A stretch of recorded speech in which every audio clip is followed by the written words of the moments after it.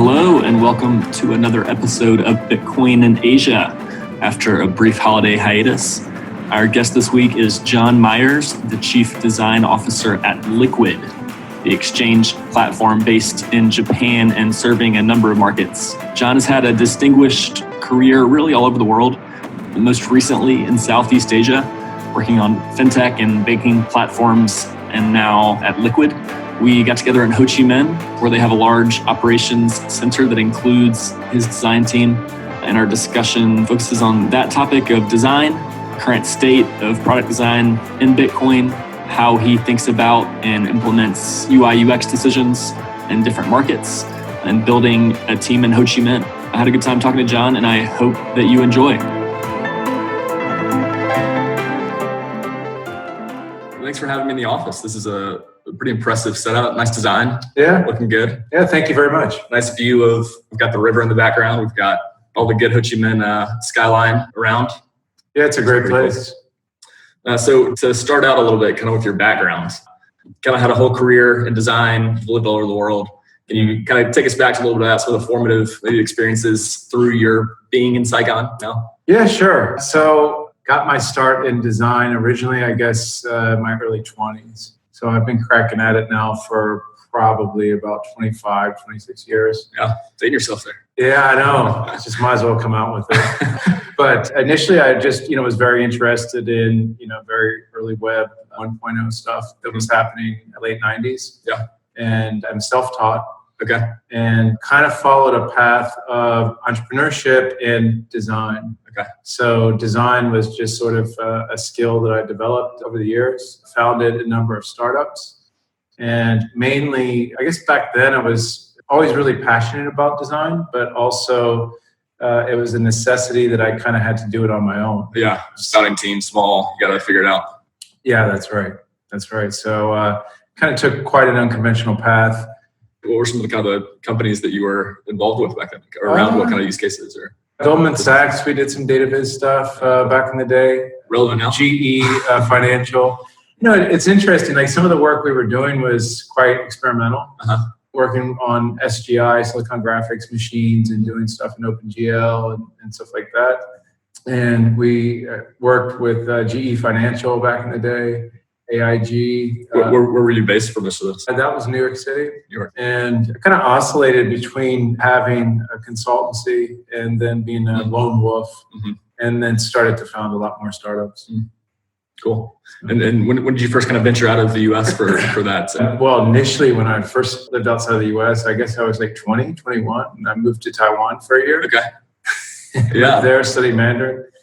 And that was before, early 90s Taiwan. That was it was a rapidly changing place at that point. I guess. Yeah, it was about 10 years into It was very cowboy, kind of like Saigon is now, or sort of was when I first got to Saigon. Yeah. But that was like sort of very pre 4-hour work week, and I certainly not a blueprint on how to do that. And when I was living in Taipei, I got bit by the bug. I'm like, oh, I really like this lifestyle, and I could see into the future a little and see scenarios of location arbitrage and digitalization and software eating the world, yada, yada. And so I just kind of like kept pressing on that, kept, testing the waters and drifting out. And in 1999, there was a book called The World is Flat by Thomas Friedman. Yeah, sure. And that was one of the first books I could point to and go, oh, this is what I'm doing. That was kind of like my 4-hour work week. So oscillated a lot between being US based and traveling around.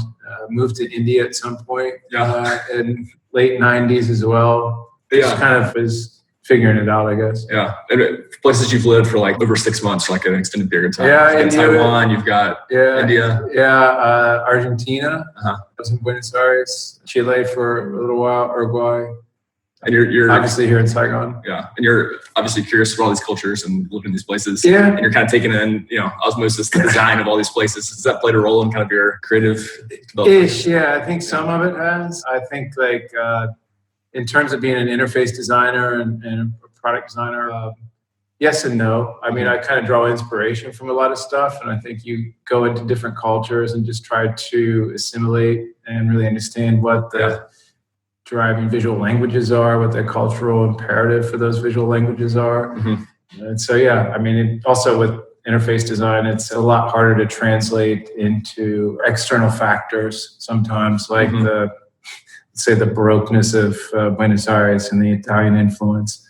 That might not make sense for a financial software application. That makes sense. Yeah. Cool. And so you get to Saigon. When do you kind of put down roots here more full time? I came here first time about 8-9 years ago, I think. No, I'm losing track. Gosh. And then I was sort of like in and out. And, I think when you're in this lifestyle of being a digital nomad, it becomes a big part of your identity.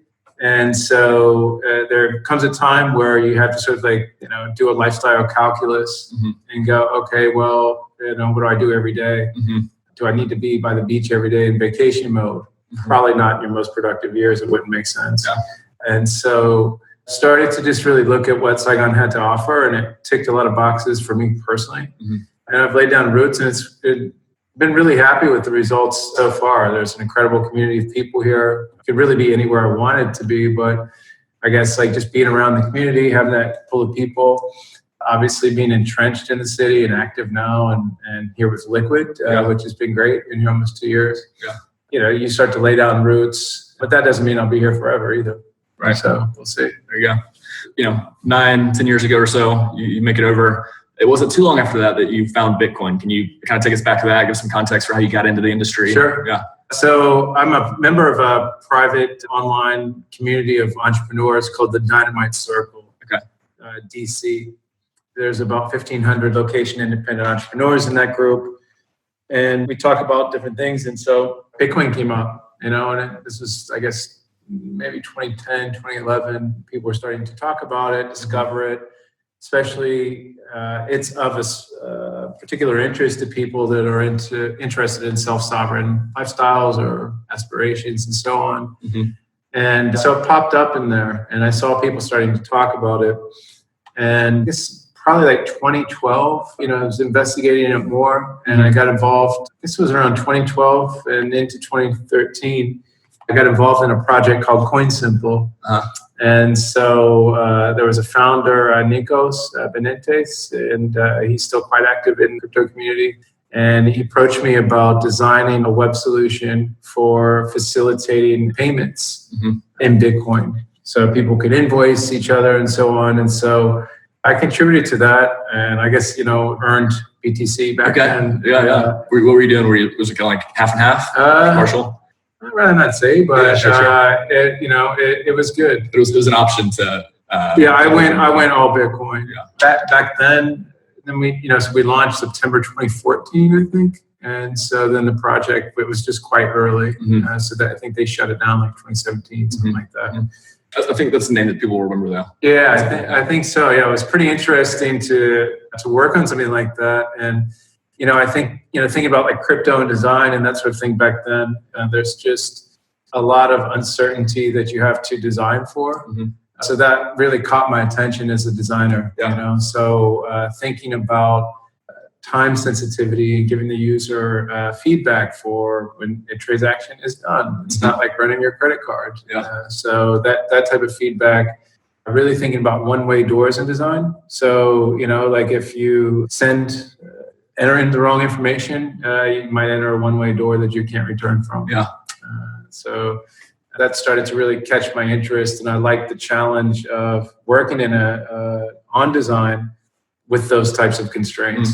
So that'd be interesting to come into. What was your impression of kind of design in the space then when you're looking at other applications and companies and what they were doing? I think there were some people that were doing some interesting stuff. When Coinbase got funded by YCOM and they were coming out, I thought they were pretty interesting. But I guess in general, which is to be expected in engineering-driven cultures and movements and that sort of thing, there's a lot of barbarity in usability and interface design. And so that extreme barbarity kind of drew me in. Interesting. A lot of those early teams, kind of like you were in the 90s, where maybe their design folks are. If you think about things like when the ICO thing hit in 2017, and everyone was really raging on that. It really amazed me that people were going to go out, get my Ether wallet, trust this whole process, and then just, take my money. That's a pretty barbaric user experience, and there's just no way around it. And then seeing people try to fiddle with the gas price and this and that or whatever, and that's kind of like a thing in the past. Even that, like now, like the term ICO is kind of a dirty word, and everyone says IEO. Here at the exchange, we do that as well. And so all that infrastructure is in place. So people out there who are doing offerings don't have to do it in such a barbaric fashion. Yeah, you're playing a role. Yeah. So 2014, 15, you do a couple things in the space starting out. How did the kind of engagement with Liquid start? Now you're head of design here.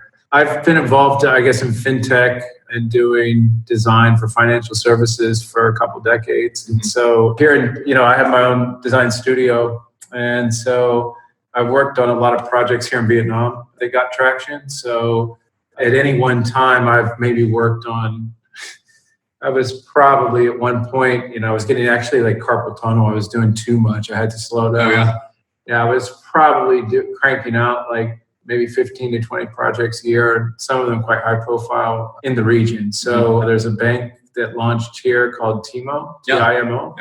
So they initially approached me to basically work on design for that for a year, consulted on that, helped build out the design team there.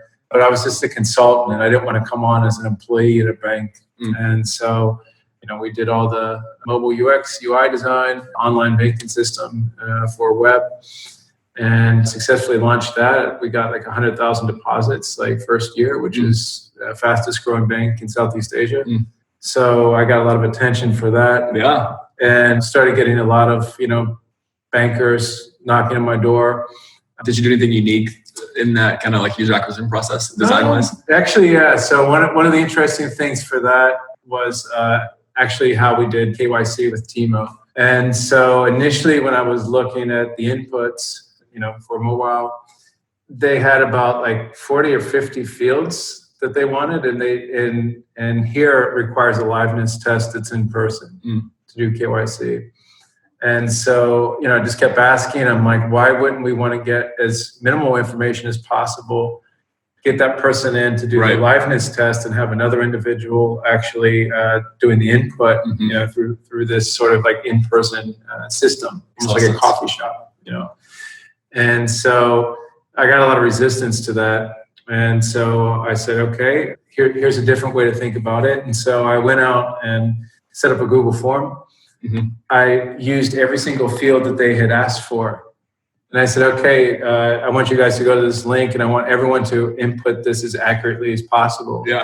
And most people gave up after like 5 minutes, maybe. And I'm like, it would have been like a 10 to, or no, longer than that. Could be like easily like 10 to 20 minute exercise.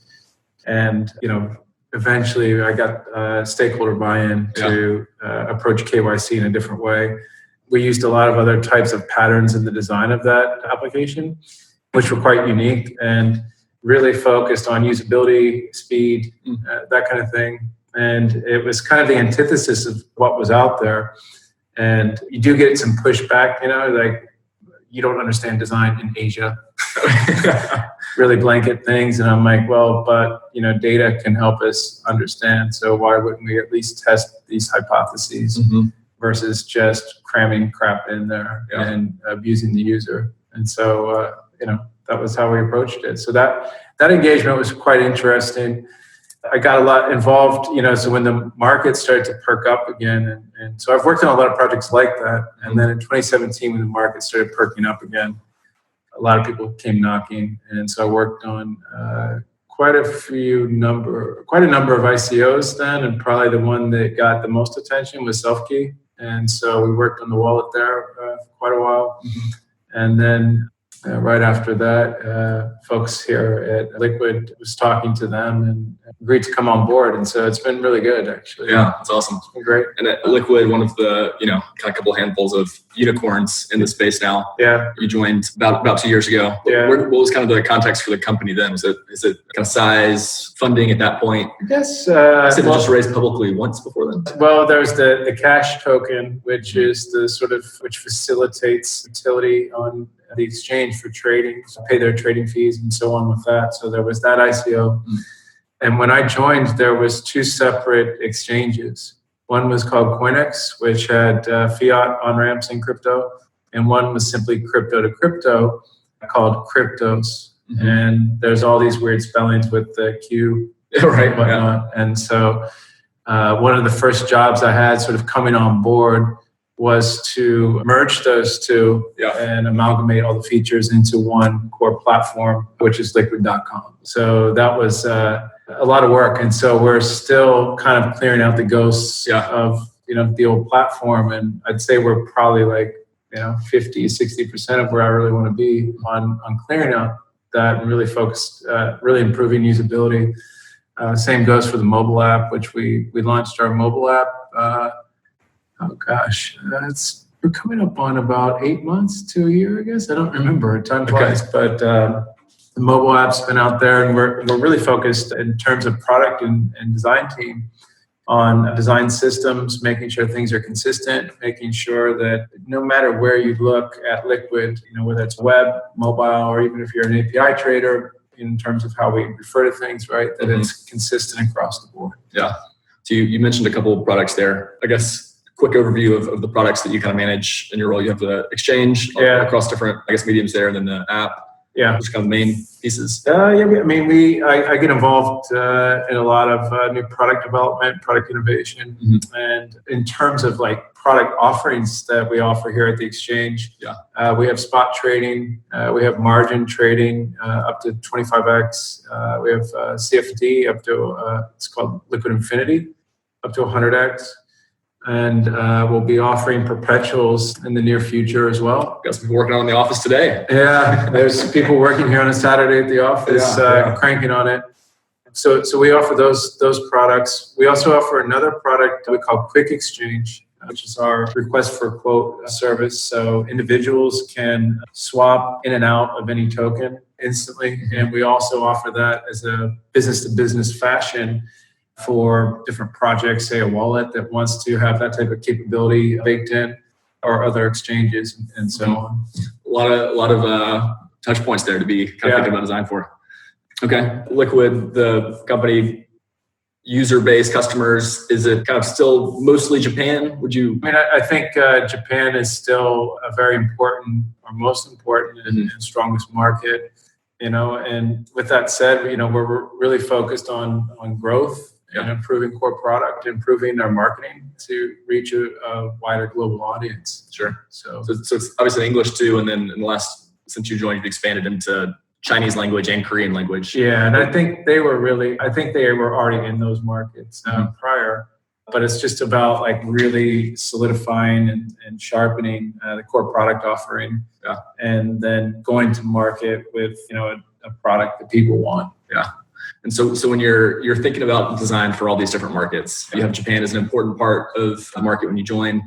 Was there much of like an onboarding for you into like the Japanese mindset for that? What was kind of your process for getting in and kind of? Every time I was in Japan, almost every time, so we go back and forth, we would do focus groups with Japanese users. And so my process is really just about observing and listening, and asking a lot of questions about what people want, what type of behaviors are they exhibiting, what are they implicitly or explicitly stating, and trying to improve the product in that way. So one of the things that we're offering, for example, that traders were asking for was shareable P&L charts, stuff like that. So okay, well, so you kind of touched on the one there. So interesting kind of unique aspects of what they expect design-wise in Japan, like how you. I think in general, I think there's some very unique differences about how people want to interact with information, the density and compactness of the information.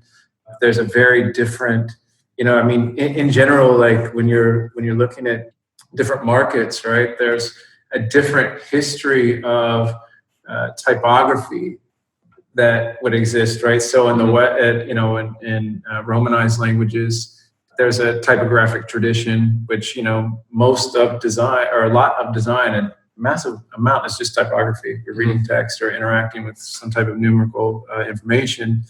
And then it's going to be quite different in Asian languages.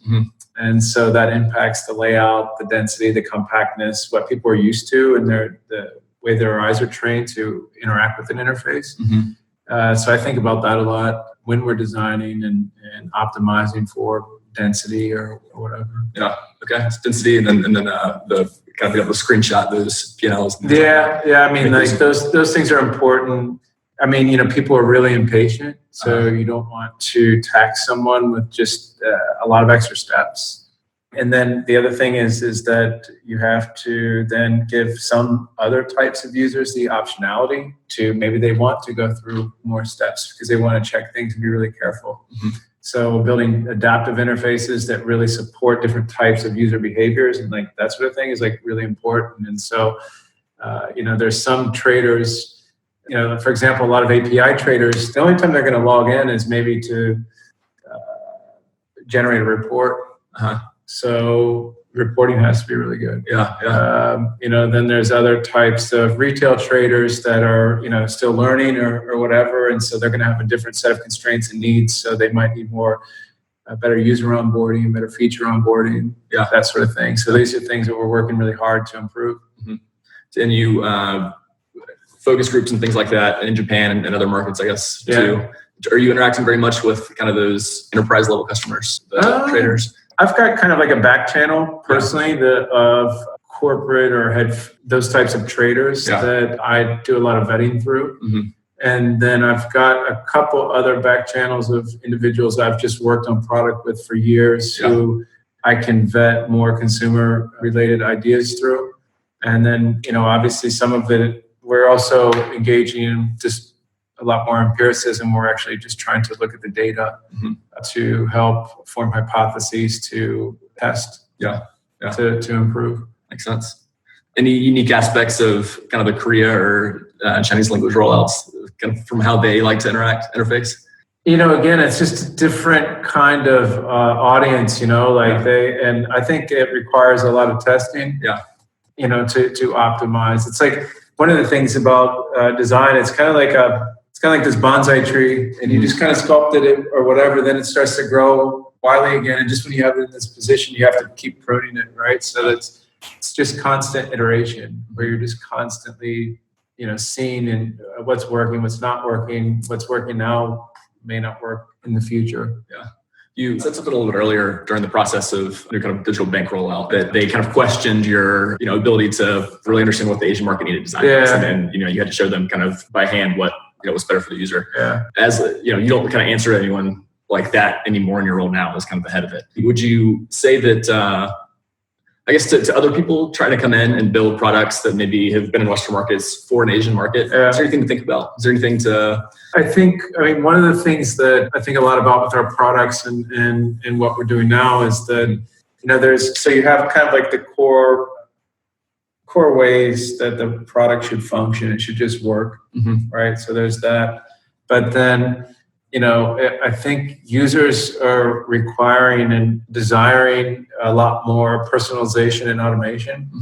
So, when I'm going into a market or really thinking about specific customer segments, I'm more thinking on a very targeted laser-like approach based on however many vectors, right? Like, has a person ever traded? Do they, what's their level of acumen?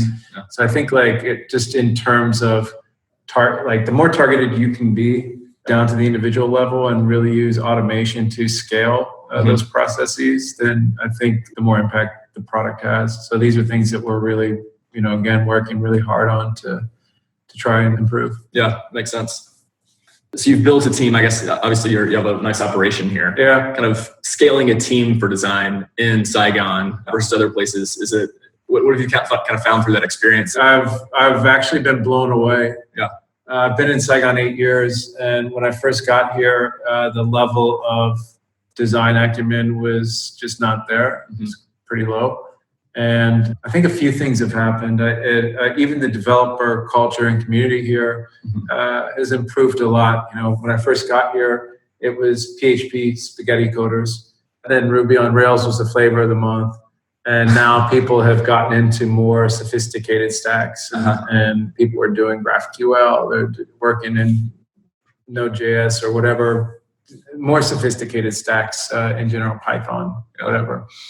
And the same thing kind of happened in other areas of product. So even the concept of a product manager, you're starting to see that seep out into the wild here, into other companies. So there's pretty decent product managers around, and thus design as well. And so, the role of designer here, it did take we had a pretty strict vetting process. We probably went through 25, 30 candidates. I don't remember, but quite a few.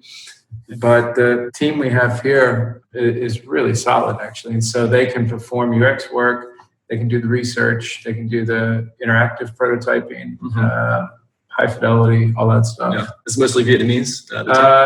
Yeah. Mostly. Vietnamese and one Frenchman. Okay. Yeah. Is kind of a design team. Creative, but you're also targeted on user experience, obviously. Yeah. Is it important to kind of stay fresh? Do you have side projects that aren't focused on the company projects all the time? Is it? I wish I had the time, but I don't. The one thing that we do is, so within the design team, we do sandbox different product concepts. Okay. So we're always working on something. We might come up with. So we have a planning meeting, sprint planning every Monday. We're going through, and then there's some time set aside to just kind of spitball observations or ideas that may snowball into something it can easily be prototyped. So, for example, one of the things we were thinking about was that we were looking at Alfred, the shortcut thing for Mac. That'd be cool if you had that for trading. Yeah. And so what would that look like? How would that work? So we'll kind of do things that are a little more open sometimes, and then put it through a more rigorous product development process. Yeah. But sometimes that free form is fun to stay sharp. Yeah, cool. And kind of design and products in the Bitcoin space in general, do you feel like there's been a lot of progress in the last 7 years since you jumped in? What are the kind of things that you're liking about products in the industry now versus still a lot of improvement? I think there's some people doing some really interesting work and working hard on product, but I still think things are rather crude. And I think that there was just so much demand that people were willing to forgive some barbaric UX and UI practices. So you throw a lot of it. Yeah, or whatever. Yeah, beating up on them. It's just a lot of stuff. And if you look at Fintech, which until recently, over the last year or two, was really commanding the lion's share of global venture capital placement. Thought Fintech did way more interesting things. There was a lot more interesting things happening in Fintech in terms of product design, product development, UX, UI, versus crypto, which is, at times quite ideological and lacks product discipline and focus, and not really focused on those types of problems. Yeah. And so I think in a lot of ways. Is that where you're drawing some best practices? I think there's, I think in the Fintech space, there's products that people love. If you talk to somebody about Revolut, they probably, if they're a user, they don't just like using it, they really love using that. And so there's lessons to be learned there. Yeah. In a lot of the Fintech space. And so, and a lot of that is really consumer focused as well. But, I think my point is I think that there's been more strides made and a lot to learn. And then you can kind of see these symbiotics that are happening between crypto and Fintech, right? There's this blending that's happening, where I think it will happen in crypto. We're certainly pushing very hard on these problems. Yeah. Some ways that kind of Bitcoin and the crypto space is differentiated is there are some, you mentioned unconfirmed transactions earlier. Yeah. So there are some things that are kind of unique to this, and obviously that's why it's relevant. Yeah. Is there any standards around those types of things that are unique to Bitcoin? Is there any kind of standards talk between your peers, or is it, hey, this is kind of siloed, how we're attacking this one? You're talking about a protocol level or something? No, like a design level. Hey, how do we want to talk about if this transaction is confirmed? How do we want to show that to you? Oh, yeah. I mean, we do that all the time, and I mean, there's even really, I get into the real minutia of these things. Like every single word counts. So if you're dealing with somebody's value, or like that, then that's a pretty serious matter for sure. And so even the UX copy, like how we're communicating things, those things are all really, really important. And there's just a lot of moving pieces. So I think there's a lot of discussion around these things. Like internally, there's dictionary. We have our own dictionary or whatever, how we're referring to some of these things. And, that has to translate onto the front end as well. And then the visual language that's communicating these things has to be consistent so the user doesn't get confused. So, we definitely have a lot of spirited debates about these things, like truncating large numbers. Like that's a big one. So, and on the media side, obviously there's some standardization of kind of terms and things around stuff too. So we've had some of that internal discussion too. Sure. So you're based here. You're traveling around back to Japan. All different places. But your team under you is fully in Saigon. That's right. That's right. But there's a lot of other, we have a lot of, cross-department collaboration. And so, collaborate with some of the folks in Tokyo and Singapore on the regular basis. And we have, daily stand-ups, status meetings, that kind of thing, just to check in as well. For sure. And you find it works pretty well to have kind of a distributed team in Asia? I think overall, I think obviously having the offices and that sort of thing helps. You can have a distributed team if your processes are really clearly defined and people adhere to those processes. If they don't, then it's going to go sideways. You're going to lack the And also too, I mean, there is something to be said for face to face where you can really kind of capture the germ of an idea and see if you can develop that into something versus things that might get lost in translation in Slack or whatever, or even in Zoom or something like that. Product wise, I guess y'all are always kind of iterating and thinking about new things. Anything you can talk about that's coming out that probably the biggest thing is perpetuals, which will roll out soonish. And we've kind of redone our dashboards so to be a bit more official. So we started to kind of roll out the baby steps of that now. So like when users log into the web interface and soon on mobile, we have something we're calling Liquid Vision, which is just a way for people to kind of get insights into their portfolio, that sort of thing. And we're going to be adding a lot more intelligence to that dashboard, when people log in as well. So there's some interesting things happening there. And as always, there's always new products, things we're testing. So it's competitive field out there. We got all the big guns out here in Asia you're competing with. That's right. And globally too, obviously. We've kind of been this week at some Bitcoin Saigon, kind of the Bitcoin community here, festivities and events. Is there any encouragement in the team here to kind of be a part of the community in Saigon? Do y'all talk about that at all? I mean, I would say my design team, they do go out a lot to events and attend. I think there's a lot of interest. We're hosting a Bitcoin Cash meetup here on December 16th. So we'll have some of the folks from that attend. So we definitely try and get involved as much as we can. In general, there's a lot of interest in crypto here in Saigon. I'm involved with something called the Founders Institute. So I go there and speak usually like every couple of months, I guess. So I'll get a lot of people asking me about crypto and so on. And there's also been a number of ICOs that have, some not so good as well, that have came out of here. So, for sure. All right. One more thing on Saigon. What's kind of one recommendation you'd have for anyone about Saigon? It doesn't have to be here. It can be a book. It can be food here. It can be anything. You mean or anything? Anything. Movie, food, restaurant you like. I think Saigon's really known for its coffee shops. Okay. So I think, the way to really understand the city is to just kind of explore the coffee shops. All right. So and there's great coffee here. Do you have a favorite shop? I don't know. There's one called Workshop that's here. Okay. That's pretty good. But a bunch, you can check them out. For sure. All right. Well, appreciate it. Okay. Thanks for having me. Thank you. Cheers.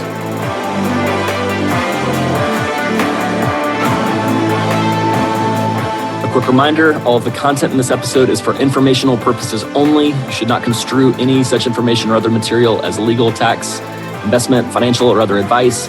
Nothing contained in this presentation constitutes a solicitation, recommendation, endorsement, or offer by BTC Media, the Let's Talk Bitcoin podcast network, or any third-party service provider to buy or sell any securities or other financial instruments.